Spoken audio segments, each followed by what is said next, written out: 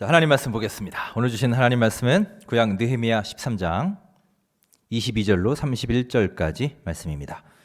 느헤미야 13장 22절로 31절까지 말씀, 구약 747페이지에 있습니다.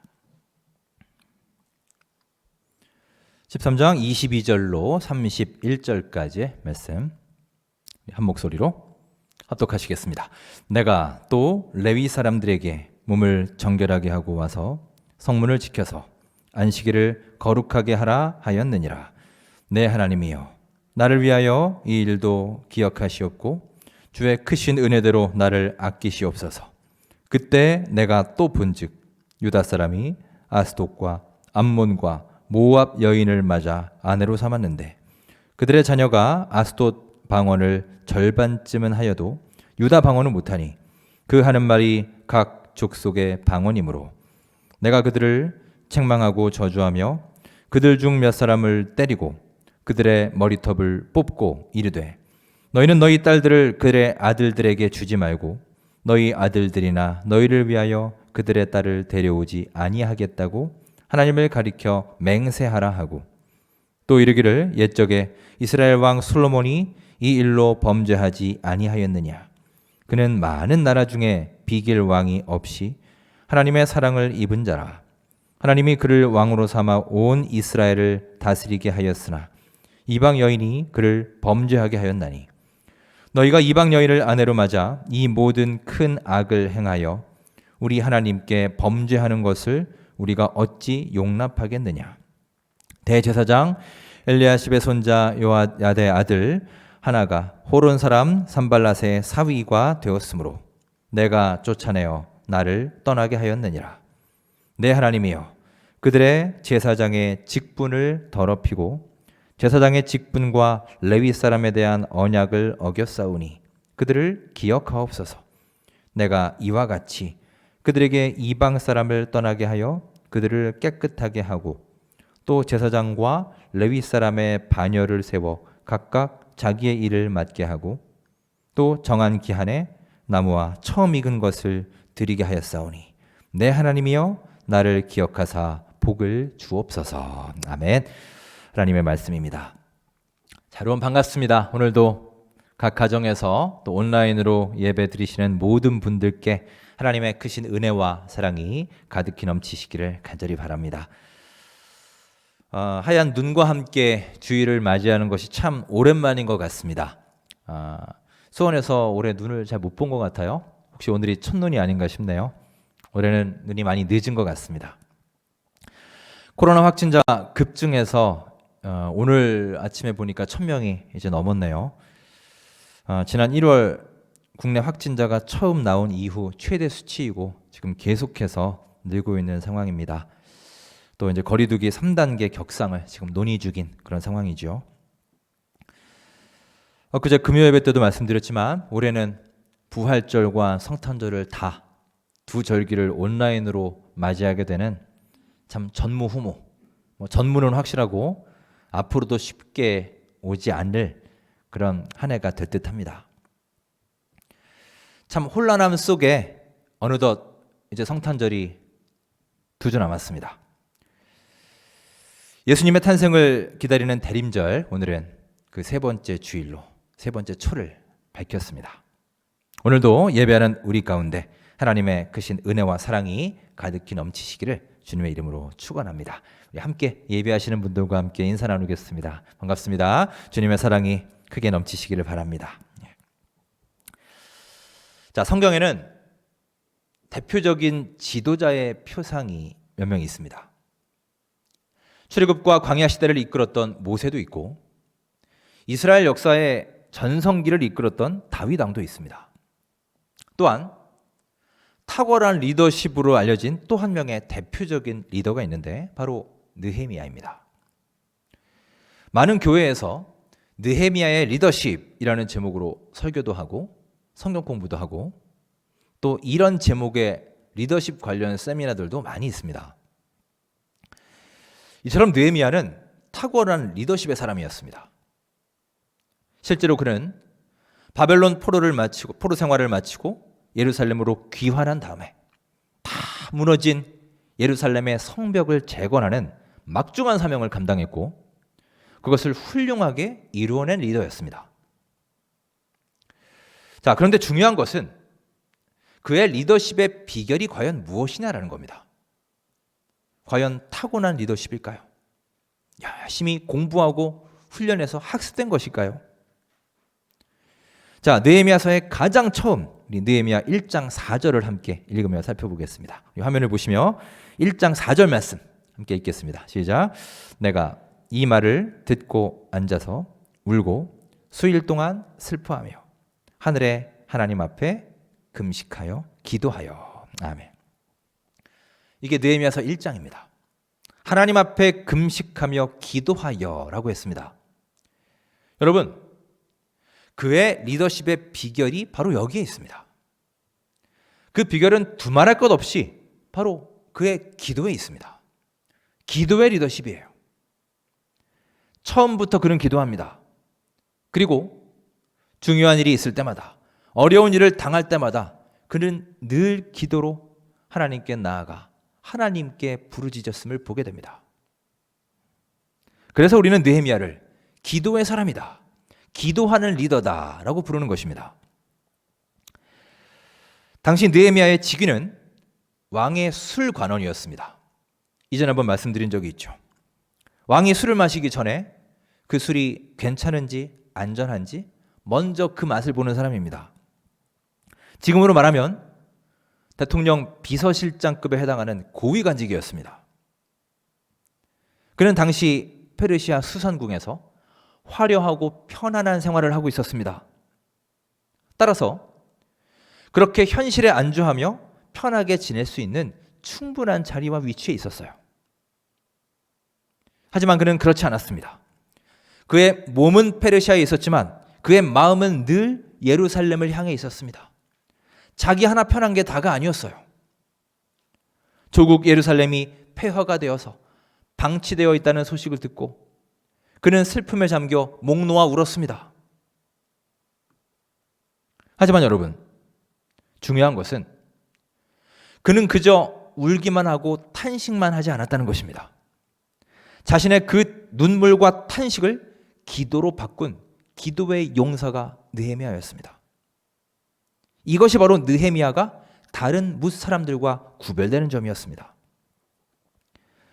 여러분, 우리 마음속의 슬픔과 근심, 탄식 속에서 낭망하고 주저앉고 쓰러지는 삶이 아니라 느헤미야처럼 우리 주 하나님께 나아가서 우리의 그 슬픔과 탄식과 눈물을 기도로 바꿔가는 기도의 사람들이 될 수 있기를 주의 이름으로 축원합니다.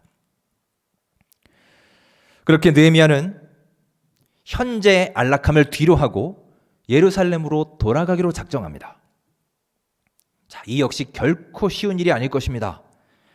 현재의 좋은 환경, 현재의 편한 환경을 떠난다는 것, 그것도 훨씬 조건이 안 좋은 곳으로 간다는 것은 실로 대단한 용기가 필요합니다. 쉽지 않은 일입니다. 그런데 더 놀라운 점이 있습니다. 우리 같으면 조국 땅으로 돌아가는 것도 쉽지 않겠지만 기왕에 가기로 결정했다면 하루라도 빨리 가고 싶지 않을까요? 빨리 가서 내 할 일이 있지 않습니까? 성벽을 재건해야 되겠다. 내 힘을 다해 빨리 이루어야 되겠다. 아주 의욕에 불탔을 것입니다. 자, 그런데 그는 어떻게 합니까? 이번에도 그는 먼저 기도로 준비했습니다. 그는 결코 서두르지 않았습니다. 기도하며 하나님이 인도하시고 하나님이 가라 하시는 그 때를 기다린 거예요. 그리고 믿음으로 기다리던 그에게 드디어 기회가 찾아오게 됩니다. 어느 날 왕이 그의 얼굴을 가만히 보니 느헤미야의 얼굴에 수심이 가득해 보입니다. 그래서 그에게 묻죠. 왜 그러는가? 네가 바라는 것이 무엇인가? 왕이 그에게 먼저 묻습니다. 정말 놀라운 일이 일어나죠. 여러분, 느헤미야의 얼굴에 나타난 그 근심을 통해서 하나님이 왕의 마음을 움직이실 것이라고 누가 상상이나 했겠어요? 하나님이 그의 기도에 이런 방식으로 우리 상상을 초월한 하나님만의 방법으로 이렇게 응답해 주신 겁니다. 여러분, 여기서 우리는 중요한 가르침을 얻습니다. 우리가 하나님의 때를 기다리며 믿음으로 기도할 때 그 기도가 차게 되고 하나님의 때가 이르게 되면 이렇게 우리에게 반드시 기회가 오는 줄 믿습니다. 여러분, 기도로서 기회를 채워가며 주님의 응답을 기다릴 수 있는 이 귀한 대림절 기간이 될 수 있기를 간절히 바랍니다. 자, 느헤미야는 그렇게 드라마틱한 과정을 통해서 예루살렘으로 돌아오게 됩니다. 성벽을 재건하는 막중한 프로젝트를 맡게 됩니다. 자, 그런데 오기는 왔는데 세상에 쉬운 일이 어디 있겠습니까? 정말 이 프로젝트는 처음부터 끝까지 끊임없는 방해 공작이 있었습니다. 많은 사람들이 모함했고 그를 위협했고 조롱했습니다. 하지만 그는 이러한 위협과 방해 속에서도 결코 흔들리지 않았습니다. 한결같은 자세를 유지했습니다. 어떻게 그럴 수 있었을까요? 그는 바로 하늘의 하나님을 향해 기도하면서 그 모든 공격들과 위협들을 물리친 겁니다. 자, 느헤미야 4장 4절 말씀을 함께 읽으며 그의 자세를 살펴보겠습니다. 자, 4장 4절 말씀 어떤 상황인지가 나와 있습니다. 함께 읽습니다. 시작. 우리 하나님이여 들으시옵소서. 우리가 업신여김을 당하나이다. 원하건대 그들이 욕하는 것을 자기들의 머리에 돌리사 노략거리가 되어 이방에 사로잡히게 하시고. 아멘. 그는 하나님께 다 맡겨버립니다. 나를 조롱하고 핍박하는 사람들이 있었습니다. 왜 그들에게 원망의 마음 또 불만의 마음이 없었겠어요? 하지만 그들에 대한 처분은 다 하나님께 맡겨버리고 나는 나에게 주어진 사명을 다하겠다. 이렇게 결심한 것입니다. 여러분, 우리 역시 이런 상황에 얼마든지 처할 수 있습니다. 믿음 생활하면서 하나님의 일 감당하면서 때로는 여러분의 직장에서, 가정에서, 친척들, 친구들 사이에서 우리가 신앙을 지켜나가는 가운데 혹여 나를 비난하고 비웃고 조롱하는 반응들 만날 수 있습니다. 우리가 신앙생활하는 것이 점점 어려워지고 있지 않습니까? 여러분, 세상으로부터 이러한 비난과 위협과 조롱이 다가올 때 오늘 느헤미야의 자세를 기억하시기 바랍니다. 나는 그들을 상대하는 것이 아니라 하나님을 바라보며 하나님을 상대로 기도해야 한다. 이 비전을 가지고 하나님께 기도할 때 우리 하나님께서 능력의 손으로 그들의 마음을 녹여주시고 우리의 상황을 변화시켜 주셔서 하나님의 놀라운 계획과 뜻과 방법으로 여러분의 모든 기도에 응답해 주실 줄 믿습니다. 오늘 본문 느헤미야 13장은 이 성벽 재건 프로젝트의 마지막 단계라고 할 수 있습니다. 이 기도의 용사 느헤미야는요, 처음에도 그랬지만 이 마지막까지도 변함없는 모습을 보이고 있습니다. 그의 기도하는 모습이에요. 자, 오늘 본문 14절 말씀을 함께 읽겠습니다. 함께 읽으며 그 모습을 살펴봅니다. 14절 시작. 내 하나님이여, 이 일로 말미암아 나를 기억하옵소서. 내 하나님의 전과 그 모든 직무를 위하여 내가 행한 선한 일을 도말하지 마옵소서. 아멘. 내 하나님이여 나를 기억하옵소서 라고 기도하고 있습니다.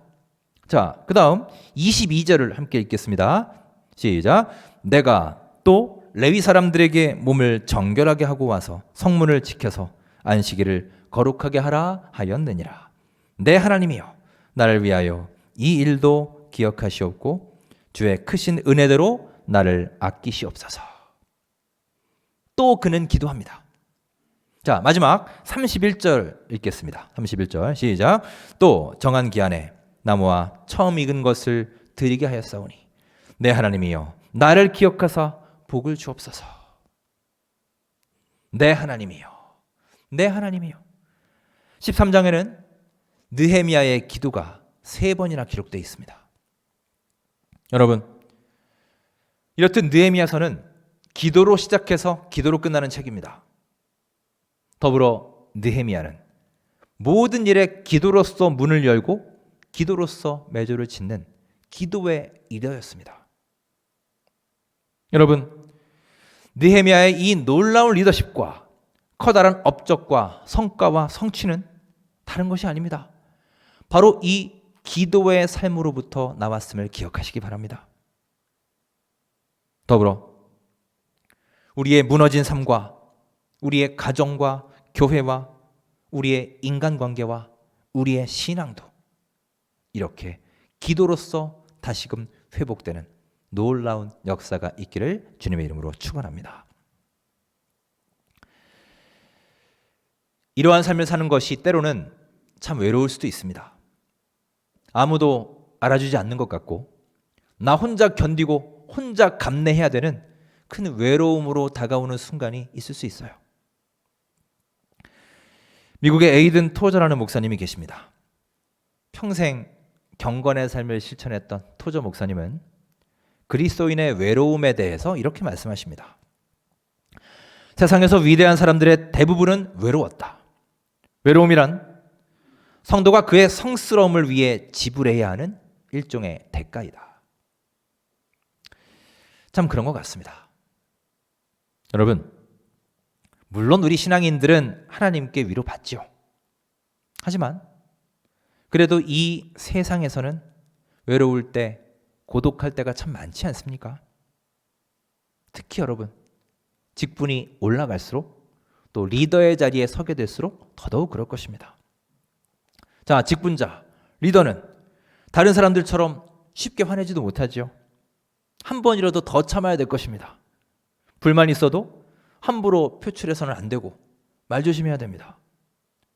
누가 나를 욕한다고 나도 같이 맞서서 그 사람 흉보고 싸울 수 없어요.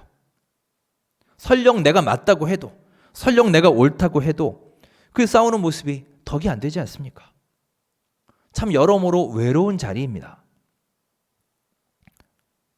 스포츠에서도 감독은 참 외로운 자리입니다. 저는 이 감독들을 볼 때마다 참 안쓰러울 때가 많아요. 경기에서 질 수도 있지 않습니까? 실수할 수도 있고 또 내가 감독이 판단을 잘못해서 그렇게 경기를 망칠 수도 있죠. 그런데 그렇게 패하기라도 하면 바로 난리가 납니다. 비난이 일어납니다. 감독이 선수를 교체해서 결과가 좋지 않으면 섣불리 교체했다, 경솔했다라고 뭐라고 하고, 교체하지 않아서 지게 되면 왜 그때 안 바꿨냐고, 결단력이 없다라고 뭐라고 합니다.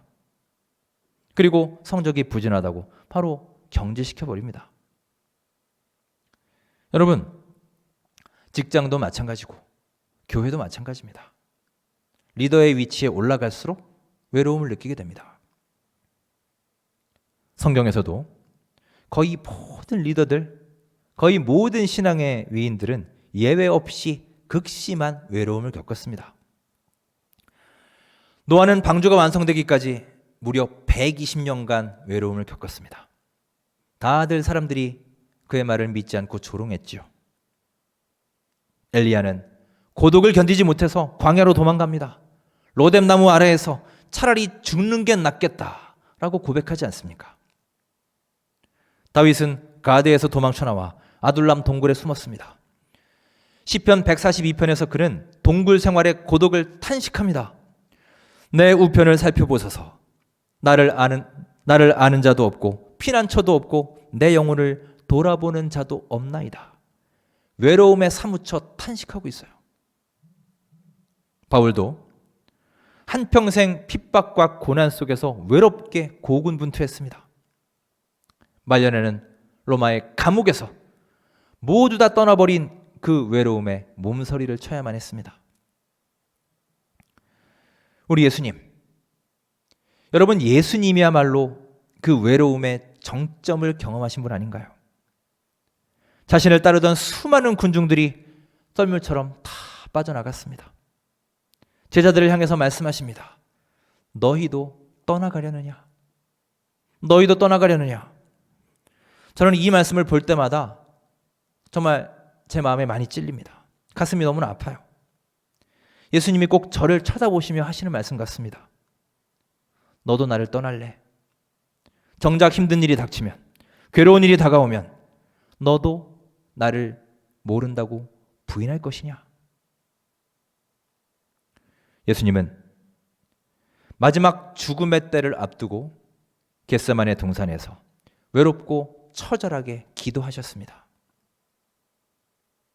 이렇듯 수많은 그리스도인들은 신앙생활 가운데 자주 외로움과 고독함을 경험하게 됩니다.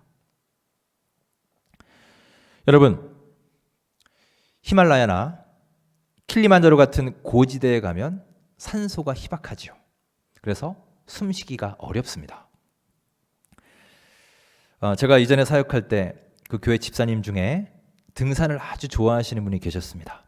연세도 굉장히 많으신데 이제 당시 80이 넘으셨는데 한참 전 76세 때 킬리만자로를 등정을 하셨어요.